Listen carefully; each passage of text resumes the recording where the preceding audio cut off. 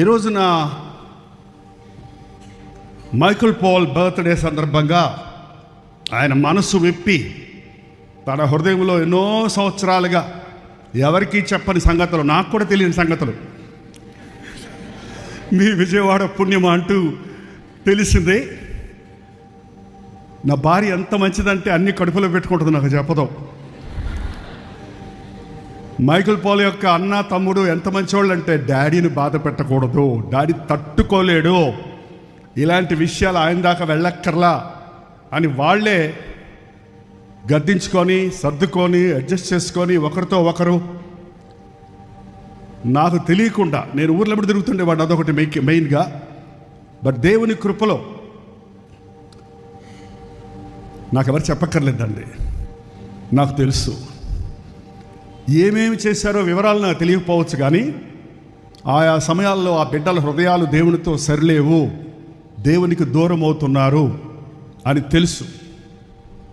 తెలిసినప్పుడు నేను పిలిచి తిట్టను, అసలు నేను కొట్టలేదు, చిన్నపిల్లలప్పుడు కూడా కొట్టలేదు. బుద్ధి చెప్తా, గద్దిస్తా, కానీ తిట్టను. తప్పు చేశాడని వాడి మీద కోపం పెట్టుకోవటం, వాడిని తరిమేయటం. ఈరోజు చాలామంది తల్లిదండ్రులు వారి బిడ్డల్ని పోగొట్టుకుంటున్నారు. మీ బిడ్డలు తప్పు చేసినా కూడా క్షమించే దేవుడు ఉన్నాడు అనే సంగతి మనం గుర్తుపెట్టుకోవాలి. గర్భములో ఉన్నప్పుడే నా భార్యకి ఎంత విశ్వాసం అంటే, ఏదైనా జరిగినప్పుడు నేను బాధపడతా ఉంటే ఏమైపోతారో, వాడేమైపోతాడో, వీడేమైపోతాడో, ఇదేమైపోద్దాం అంటే పిల్లల గురించి ఎప్పుడూ నా గుండె నిండా భారమే. నేను ఒక్క మాట ఇవాళ పూర్తిగా హృదయపూర్వకంగా దేవుని స్తుతి చెల్లించేది ఏంటంటే, 53 సంవత్సరాల సేవ చేసిన దానికంటే నా 3 కుమారుల్ని సేవలో నిలబెట్టగలిగింది నా గొప్ప విజయం.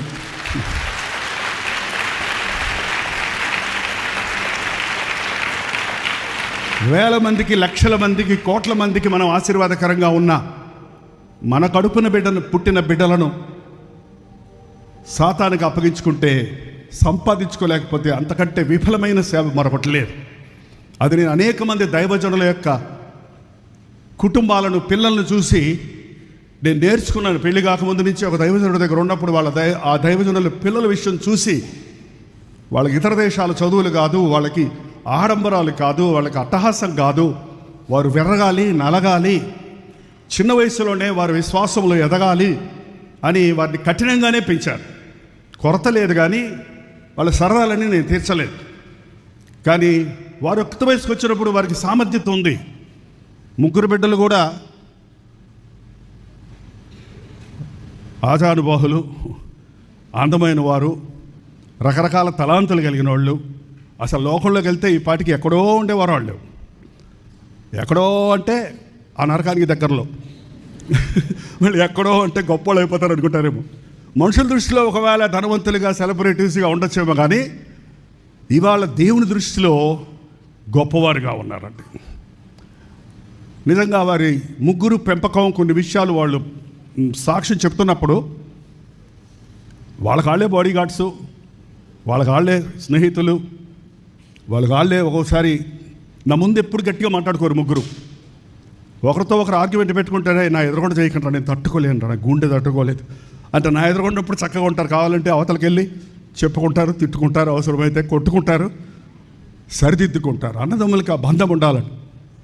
వాళ్ళు ఎదిగొచ్చినా, పెళ్ళిళ్ళైనా, పిల్లల తండ్రులైనా ఆ రీతిగా ఈరోజు జీవిస్తున్నారు. అందుని బట్టి నేను దేవునికి నా హృదయపూర్వకంగా స్తుతులు చెల్లిస్తున్నాను. కుటుంబం కంప్లీట్ అవ్వాలంటే పురుషుడికి భార్య ఉండాలి, బిడ్డలు ఉండాలి. ఇవాళ నా 3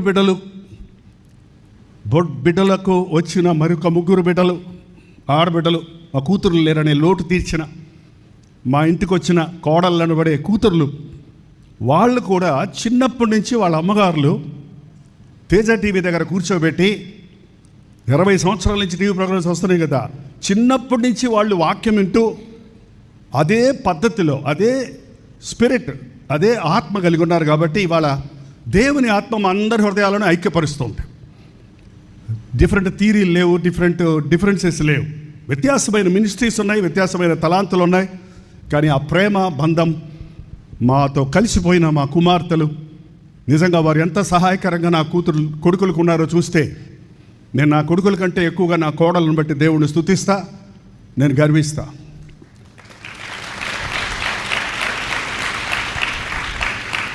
దానికి ముఖ్యమైన కారణం అత్తగారు మంచిది కాబట్టి.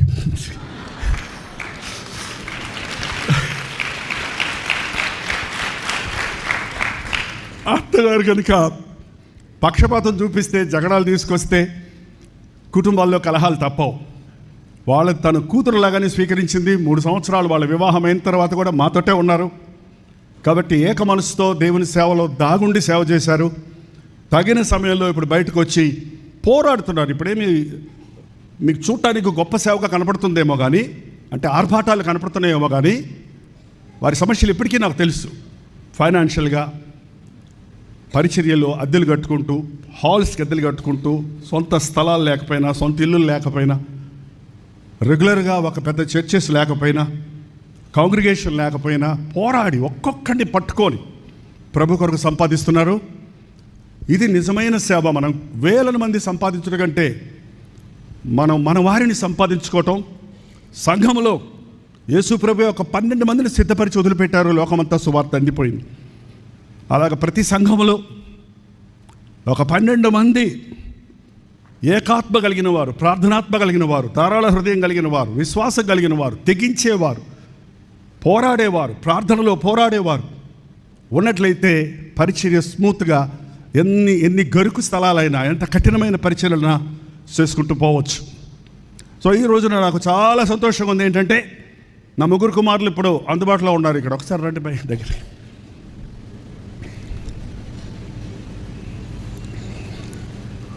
ఒక్కోసారి అనుకుంటాను నా పెద్ద కుమారుడు సిఐడి ఆఫీసర్ అయి ఉంటే భలే ఉండేదని.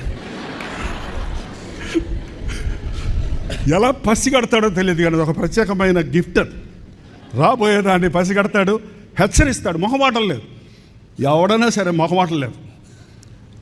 ఏంటంటే అదొక ప్రత్యేకమైంది. మా 2వ కుమారుడు గురించి ఆయనే చెప్పుకున్నాడు ఇప్పుడు దాకా. ఈయనకు ఒక పేరుంది మా ఇంట్లో, నీ ముద్దుల కొడుకు అంటుంది నా భార్యని. ఎప్పుడు ఎంట పెట్టుకున్నాను, ఎందుకంటే ఈ ముద్దుల కొడుకుని ఎవరిని ఎత్తుకుపోతారేమోనని, సైతాన్ని ఎత్తుకుపోతేమోనని. అయినా కూడా వారు తప్పించుకొని తిరిగారని ఇప్పుడు చెప్పింది చూస్తే నాకే ఆశ్చర్యం వేసింది. బట్ దేవుడు వదిలిపెట్టాడు కదా. ప్రార్థనతో పెంచిన బిడ్డలు పాపాన్ని రుచి చూస్తారేమో కానీ పాపంలో బతకలేరు, తప్పిపోతారేమో కానీ దేవుడు విడిచిపెట్టడు. నా భార్యకి ఇచ్చిన వాగ్దానం ఒకటే చెప్పొద్దు తను ఎప్పుడు. అర్ధాంతరంగా అకస్మాత్తు మరణము కొరకై నీవు బిడ్డల్ని కనలేదు, నీ బిడ్డలకు ఏక హృదయము ఏకాత్మ ఇస్తాను. అదే పట్టుకుంటాం అంతే. ఎటువంటి పరిస్థితుల్లో కూడా నేను బాధపడుతున్నా కూడా తను వదిలిపెట్టదు. నేనైతే నాకు తెలియదు ఎన్ని రాత్రులు నా బిడ్డల కోసం తిండి తినకుండా, నిద్ర పోకుండా మూలుగుతున్నాను. ఒకవేళ కొడుకులకు కూడా పూర్తిగా తెలియదు, నా భార్యకు తెలుసా లేదా చెప్పు. సోఫాలో కూర్చొని ఏడుస్తుంటే పక్కన నిలబడి ఎంతసేపు ఏడవదు, ఊరుకోమందు. నా ఫీలింగ్కి నా కళ్ళ మీద కారిపోతుంటాయి నీళ్ళు, కాళ్ళు వాసిపోతాయి, తన కంటమ నీటి రాదు, స్తంభంలాగా నిలబడద్దు ధైర్యంగా. ఊరుకోండి అంటది మధ్యలో మాత్రం. ఎప్పుడన్నా దేవుని కృప అండి నా పట్ల. నాకు ఇచ్చిన భార్యను బట్టి, నా 3 కుమారులను బట్టి ఐఎమ్ ప్రౌడ్ అబౌట్ యూ. మరి రాజ్ ప్రకాష్ గురించి నేను చెప్పక్కర్లేదు, చాలా మంచి చూడనబడే. నువ్వు కూడా అప్పుడప్పుడు మెసేజ్ల్లో చెప్తుంటేనే ఇట్లా అవునా అనిపిస్తుంది నాకు.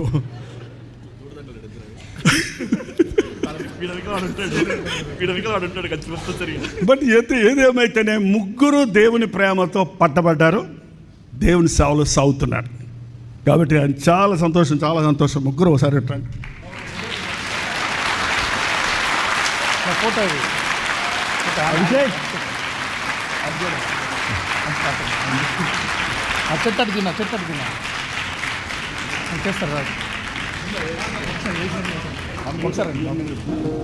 ఒకసారి ఫోటో తీసినండి.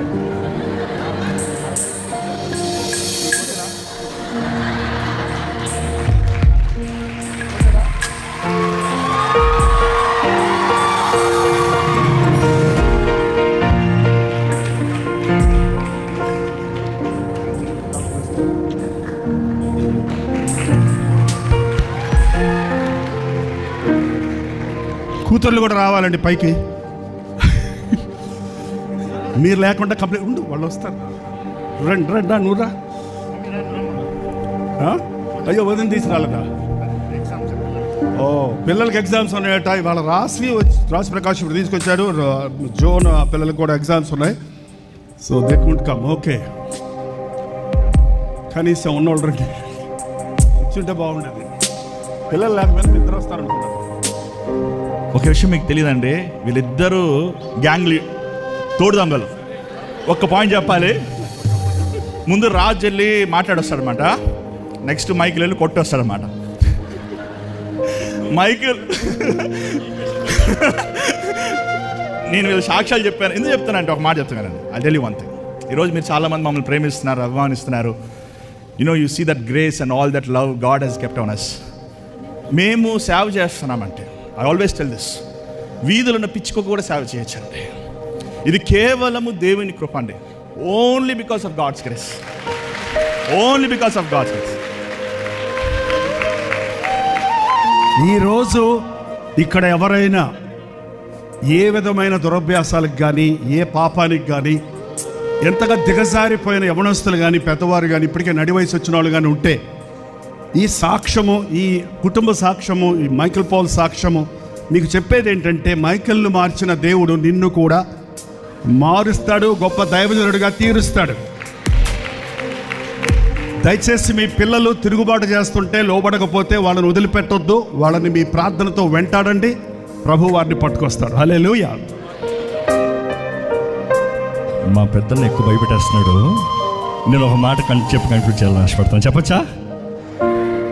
మా పెద్దనే చెప్పే సంగతి అంతా మా యవన కాలంలో ఉండి, ఇట్స్ అరౌండ్ 1998, 1999, 2000. ఆయన చెప్పిన రీతిగా గొడవ అంటే, మా నాన్నగారు మమ్మల్ని మామూలు స్కూల్లో పెంచాడు. సో ఆల్మోస్ట్ స్లమ్, ఆ రకం గ్యాంగ్. సో ఇంకా ఎలా పెరుగుతారో మీకు తెలుసు, అర్థమైంది కదా. సో బట్ దెన్ మా అన్న చెప్పింది 100% వాస్తవమే. ఏదన్నా పక్కన ఉండేవాళ్ళు, మీ ఇద్దరు బెస్ట్ ఫ్రెండ్స్ అని చెప్పాం కదా. కానీ ఇంకొకటి చెప్పలేదు ఆయన, అది చెప్పాలని ఆశపడుతున్నా. మేము రక్షించబడతాం వరకు పాపం, కానీ రక్షించబడిన తర్వాత ఏంటి తెలుసా, మా నాన్నగారు ఇక్కడ ఉన్నారు కాబట్టి సాక్ష్యం ఇస్తారు. సేవ. మేమిద్దరం కలిసాం, ఇంకో కొట్టని మీటింగ్ లేదు, 100 మీటింగ్లా కొట్టు.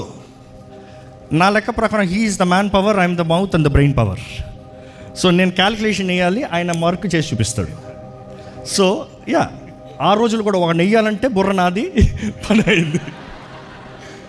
కానీ అది మారిన తర్వాత, రక్షించబడిన తర్వాత సేవ.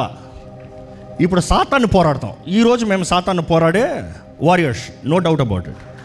బట్ దెన్ ఒక మనిషిలో ఏది బలము చూసి అపవాది దాన్ని పెట్టే పాడు చేద్దామని చూశాడు. దేవుడు అదే మరలా మలిచి ఆయన రాజ్యం వరకు నిలబెట్టి వాడుకుంటున్నాడు. అందుకని ఈరోజు మేమైతే తెగిస్తాం. దేనికంటే తగ్గిస్తాం? మా సాక్షులు అత్త సాక్షులే ప్రాణం కూడా లెక్క చేయమరా అంటాం.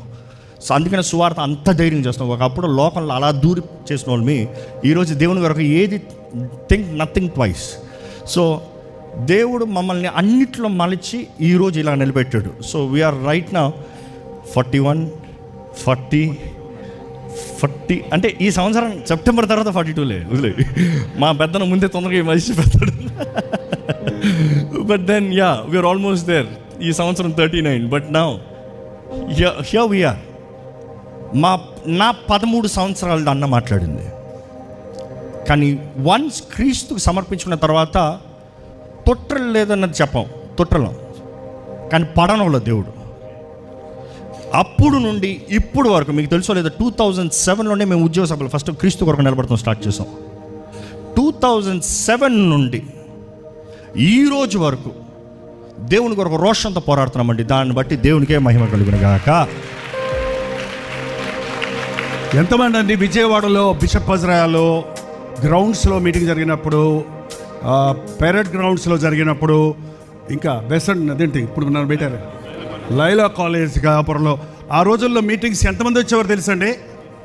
మీరేనా? మినిమం 1,00,000, లిటరల్గా లెక్క పెట్టితే 1,00,000 కుర్చీలు ఉండవు, అందరు తోసుకొని కూర్చోవాలి. అలాంటి 100 మీటింగులు పెట్టాము. నాకేం తెలియదు, నేను ప్రసంగం చేయడానికి వస్తాను అంతే. మొత్తం స్టేజ్ ప్లానింగ్, అంతమందికి sound planning, lighting, as Raj చెప్పినట్టుగా తన ప్లాను, మైకిల్ తనతో ఉన్న కుర్రోళ్ళందరినీ బలపరుచుకొని వీళ్ళందరూ కలిసి ఆ మీటింగ్స్లో అన్ని మీటింగులు పెట్టగలిగాం. ఇప్పుడు అలాంటి మీటింగులు నేను పెట్టలేకపోతాను, ఎందుకంటే వీళ్ళు నాకు వేరైపోయారు.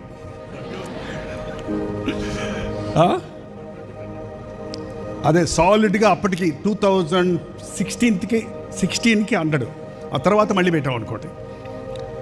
కాబట్టి ఆ రోజుల్లో మీటింగ్లో జనాలు ఇప్పుడు రావట్లేదండి. అప్పుడు వీడియోలు ఉండేవి, సెల్ ఫోన్లో, సోషల్ మీడియా ఉండేది కాదు, టీవీ ప్రసంగం నేను ఒక్కడే వచ్చేవాడిని తీసే టీవీలో ఆ రోజుల్లో. ఆ టీవీ ప్రోగ్రామ్స్ విన్నవాళ్ళు చుట్టుపక్కల ఊర్ల నుంచి వచ్చేవారు. విజయవాడ అంటే విజయవాడ వాళ్ళు కాదు, 300-400 ఊర్ల నుంచి వచ్చేవారు. సో అవన్నీ చేయగలిగానంటే, అంత సేవ చేయగలిగానంటే నా కుమారులు నా పక్కన ఉన్న మూలానే. నేను వీడియో ఎడిటింగ్ అవన్నీ పిల్లల దగ్గర నేర్చుకొని నేను మొదలుపెట్టాను. టెలివిజన్ ప్రోగ్రామ్ వెళ్ళిందంటే ఇన్ని ప్రోగ్రామ్స్ ఇప్పటికీ 6 భాషల్లో వెళ్తున్నాయి. వీటన్నిటికీ దేవుడు పిల్లల్ని వాడుకున్నాడు, వారికి ఇచ్చిన టాలెంట్స్ వాడుకున్నారు. ఇది వాళ్ళు చెప్పిన బోర్డు టీనేజ్, వాళ్ళు బిఫోర్ లోతుగా సేవలో ఇన్వాల్వ్ అవ్వకముందు చెప్పిన సాక్ష్యాలు. ఆ తర్వాత ఇటువంటిదేం లేదు. ఆ తర్వాత ఎలాగో లోకంలో ఏకమనసుతో వారికి ఉన్న తలాంతుల్లో ఏదేదో చేయాలనుకున్నారో వాటికంతే ఎక్కువ తెగించి ఇవాళ దేవుని కోసం ప్రయాసపడుతున్నారు. అది నాకెంతో సంతోషంగా ఉంది. మీకు సంతోషం లేదా? నేను చెప్పడం మనకు అర్ధరాత్రి అయిపోయింది, హాల్ వేరే ఖాళీ చేయాలి. సో మనం ముఖ్యమైన ఏది, నేను ఎప్పుడు ఏం పట్టుకొస్తాను సరే కదా. బాబు గారు దైవజనులకి సన్మానం చేస్తున్నారు, చేతులు కూడా చెప్పండి కొడతాం హృదయపూర్వకంగా. వారు ఈరోజు ఇక్కడ ఉన్నారు కాబట్టి మేమందరం దేవుని సన్నిధిలో ఉన్నాము.